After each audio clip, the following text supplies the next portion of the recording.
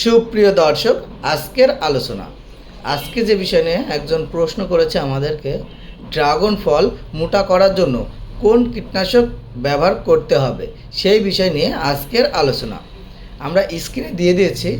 এই এই মেডিসিনটা যদি ব্যবহার করা যায় তাহলে পার লিটার জলে বা পার লিটার পানিতে 1 লিটার পানিতে কিন্তু দিতে হবে তোমার 30 মিলি করে। 1 লিটার জলে বা পানিতে দিতে হবে তোমার 30 মিলি করে। ড্রাগন ফ্রুট 1 লিটার জলে 30 মিলি করে তোমাদের ব্যবহার করতে হবে। আর এটা ব্যবহার করতে হবে 1 লিটার বোতল বা কোনো কিছু নিয়ে ক্যাপ মাথায় লাগিয়ে এইভাবে শুধুমাত্র ফলে স্প্রে করতে হবে। এবং কোন সময় ফলটা স্প্রে করতে হবে, দেখো যখন তোমার ফুল থেকে ফল হয় তখন ফল থেকে কিন্তু 16 দিন বা 18 দিনের মাথায় তোমাকে ফলে স্প্রে করতে হবে। তাহলে কী হবে, ফলটা তোমার খুব সুন্দর মোটা এবং গোল আকৃতির হবে এবং ফলে কালার চলে আসবে। তো আজকের আলোচনা এ পর্যন্তই ছিল। সবাই ভালো থাকবে আর সুস্থ থাকবে।